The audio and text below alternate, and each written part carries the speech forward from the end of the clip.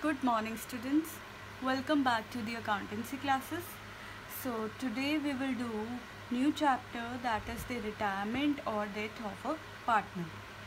So retirement means a person retires from the firm. जैसे हम firm में से रिटायर होते हैं वैसे ही पार्टनरशिप फर्म में भी अगर हम एक पर्टिकुलर एज एक्वायर कर रहे हैं या फिर हम पर्टिकुलर कंडीशंस जो हमने एग्रीमेंट किए थे कि हम इस एज के बाद इस टाइम के बाद हम इस फर्म को लीव कर देंगे, तो उससे क्या करते हैं, हमारे रिटायरमेंट का टाइम आ गया and we have to leave the partnership firm. And इसी चैप्टर में आपके पास एक केस आएगा, इन केस अगर किसी भी पार्टनर की डेथ हो जाती है तो पार्टनरशिप फर्म में क्या चेंजेस आएंगे। So first of all we will cover the topic retirement. सबसे पहले हमारे पास टॉपिक है रिटायरमेंट का। रिटायरमेंट के बाद हम डेथ का टॉपिक अलग से करेंगे। तो रिटायरमेंट क्या होता है, what do you mean by retirement? Retirement means a person is ceasing to be a partner of the firm। मतलब कि एक पर्सन जो है फर्म का पार्टनर नहीं रहा, ceases to be a partner of firm। अगर एक पर्सन जो कि पार्टनरशिप फर्म का मेंबर था, अगर वो अब पार्टनर का मेंबर नहीं रहा तो वो रिटायर हो गया है, उसका रिटायरमेंट टाइम आ गया है, तो that is known as retirement, right. तो अगर पर्सन जो है वो रिटायर जब होता है तो उसके पास कुछ सिचुएशंस होती हैं, किन किन सिचुएशंस में वो पर्सन रिटायर हो सकता है। तो हमारे पास 3 मेन सिचुएशंस हैं। फर्स्ट सिचुएशन है कि अगर वहाँ पे ऑलरेडी एक एग्रीमेंट था, यानी कि अगर पहले से ही डिसाइडेड था कि सपोज़ जब हमारी एज 60 इयर्स की हो जाएगी then we will retire from the firm. तो अगर एक पर्सन की 60 इयर्स की एज हो गई है then it's time for him to retire, ठीक है। ऐसे ही अगर सपोज़ हमने कहा है कि किसी पर्टिकुलर ईयर में एक पर्सन को रिटायर होना पड़ेगा, तो अगर वो पर्टिकुलर ईयर पे हम पहुंच गए हैं then that person have to retire in that year. तो मतलब कि अगर हमारे पास ऑलरेडी कुछ एग्रीमेंट था in relation to retirement then a person have to retire, मतलब कि उसे उस फर्म के बिजनेस में से जाना पड़ेगा, उसे पार्टनरशिप फर्म में से जाना पड़ेगा। देन अगर सभी पार्टनर्स चाहते हैं कि एक पर्सन रिटायर हो, if all the partners agrees to his agreement then that particular person can retire from the partnership firm। if all partners agree, अगर कोई पार्टनर रिटायर होना चाहता है तो अगर सभी पार्टनर्स एग्री हो रहे हैं कि येस ही शुड रिटायर तो वो रिटायर हो सकता है। देन थर्ड सिचुएशन हमारे पास रिटायरमेंट की है, if the partnership is at will मतलब कि अगर पार्टनरशिप में हम अपनी मर्जी से एक रिटर्न नोटिस दे के दूसरे रिमेनिंग पार्टनर्स को रिटर्न नोटिस दे के ये डिसाइड कर दें कि I am going to retire, तो दैट इज़ एक्सेप्टेबल। तो अगर पार्टनरशिप जो है विल पे है then by giving written notice, किनको देगा वो return notice?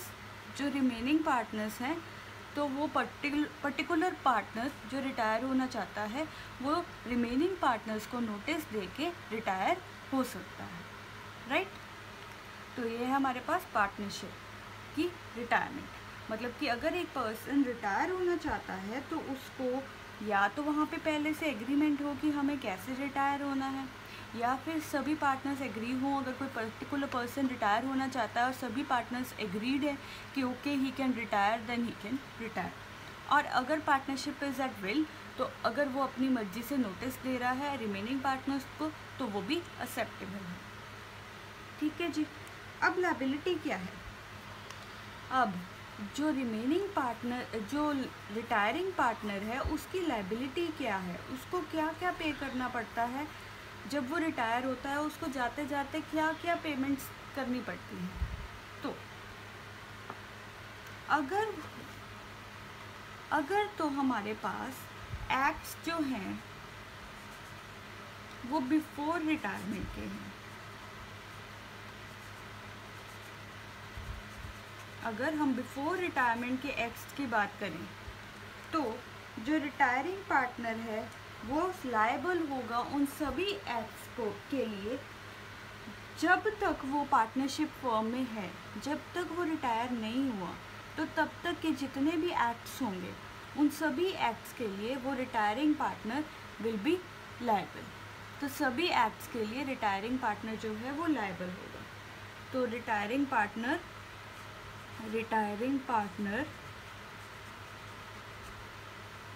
will be liable for all those acts of the firm which are up to the date of his retirement। जो उसकी रिटायरमेंट की डेट तक जितने भी एक्ट्स उसके होते हुए हैं जिसमें वो इन्वॉल्व है, then he is liable for all those acts. Then next point है हमारे पास, अगर हम बात करें उन एक्ट्स की जो उसके रिटायरमेंट के बाद वाले एक्ट्स हैं, एक्ट्स आफ्टर द रिटायरमेंट, तो जो रिटायरिंग पार्टनर है उसकी क्या लायबिलिटी होगी।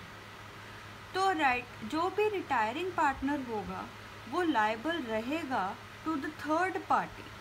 जो रिटायरिंग पार्टनर है वो लायबल है to the third party for all those acts until, जितनी देर तक जो पर्सन रिटायर हो रहा है उसके बारे में पब्लिक नोटिस नहीं दिया जाता। ठीक है, यानी कि जब पब्लिक नोटिस देना पड़ेगा अगर एक रिटायरिंग पार्टनर की लायबिलिटी को ख़त्म करना है। जब तक पब्लिक नोटिस नहीं दिया जाएगा देन तब तक रिटायरिंग पार्टनर जो है वो लायबल होगा for all those act and he will be liable to the third party. Done.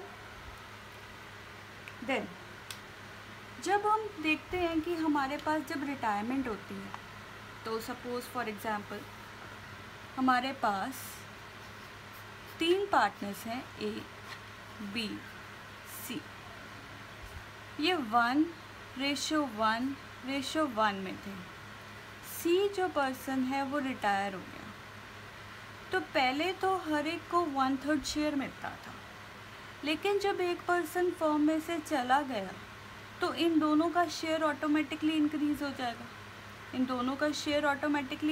जाएगा। क्योंकि जो रिटायरिंग पर्सन है उसका शेयर इन दोनों में बांट जाएगा, राइट। तो जब भी एक पार्टनर रिटायर होता है या फिर किसी भी पार्टनर की डेथ हो जाती है, वो पार्टनरशिप फर्म में से चला जाता है, तो उससे हमारी जो पार्टनरशिप फर्म की रेशियो है वो चेंज हो जाती है।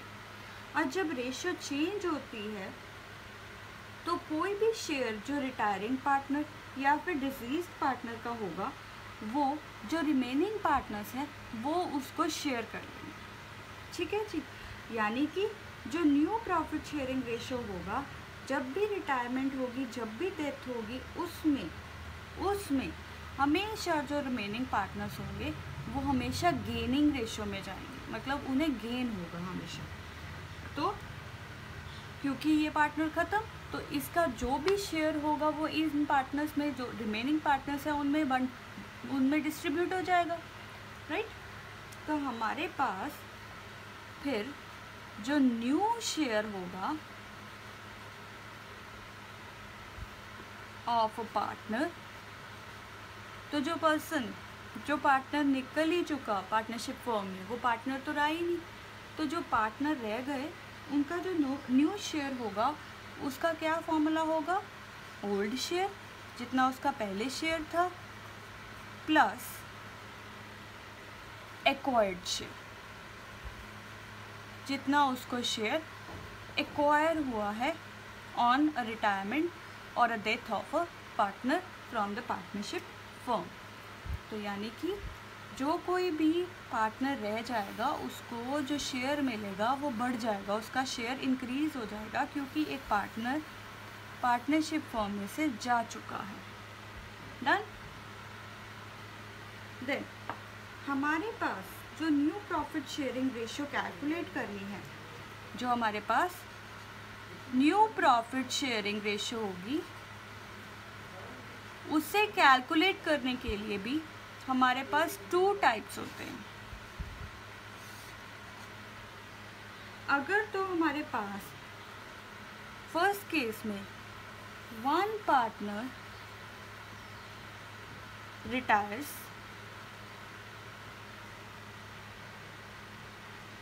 एंड जो कोई भी न्यू प्रॉफिट शेयरिंग रेशियो होगी among the old partners, among the remaining partners,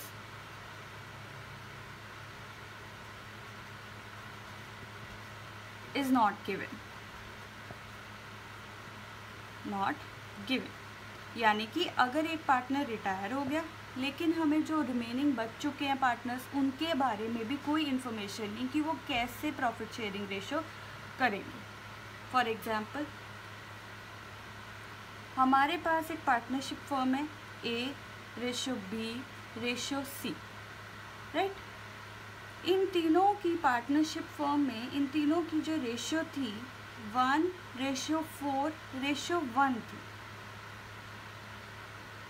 लेकिन C जो है वो रिटायर हो गया।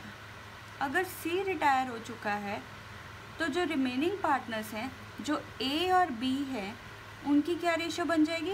1:4। मतलब A का शेयर होगा 1/5, B का शेयर होगा 4/5।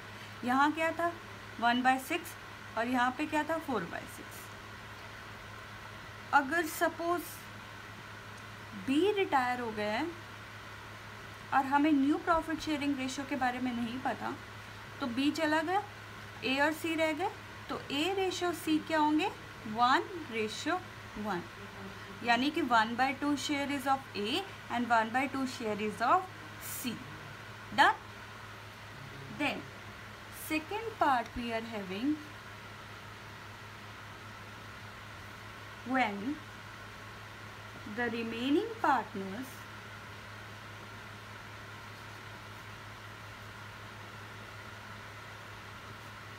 take share of the retiring partner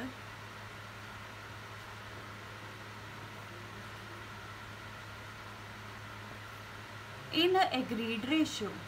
अगर जो रिमेनिंग पार्टनर्स हैं वो कह देते हैं कि हम एक पर्टिकुलर रेशियो में ही जो पर्सन जा रहा है उसका शेयर लेंगे। For example A ratio B ratio C, इन तीनों की पार्टनरशिप में 5:3 रेशियो 2 रेशियो के साथ प्रॉफिट शेयरिंग रेशियो थी। लेकिन इसमें क्या हुआ कि जो B पर्सन है वो रिटायर हो गया, B retire, so they decided कि जो B का शेयर है on B's retirement his share will be taken by A and B, A and C in the ratio of 2:1। तो his share taken by A and C in 2:1। यानी कि वो कहते हैं कि जो B का शेयर है, B का शेयर है 3/10, 3/10 का 2/3 शेयर तो A ले लेगा और 1/3 शेयर C ले लेगा। तो यहाँ पे हम क्या कैलकुलेट करेंगे? शेयर टेकन बाय A का शेयर कौन सा, वो कितना शेयर लेगा? 3/10 का 2/3, तो ये 2/10 आ गया। शेयर टेकन बाय C कितना होगा? सी का शेयर है 2/10 और वो कितना शेयर ले रहा है 1/3, तो ये कैलकुलेट हो जाएगा हमें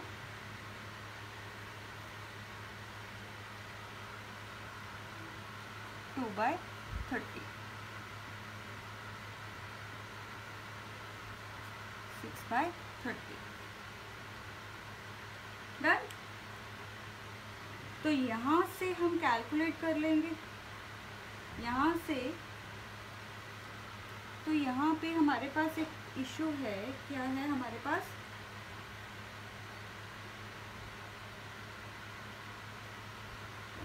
थ्री बाई टेन जो बी का शेयर था, यहाँ पे सॉरी ये गड़बड़ होगी, यहाँ पे 3/10 में से जो बी का शेयर है उसमें से वो 1/3 शेयर लेगा, तो ये कितना निकल आएगा 1/10, और ये हमारा सही था 2/10।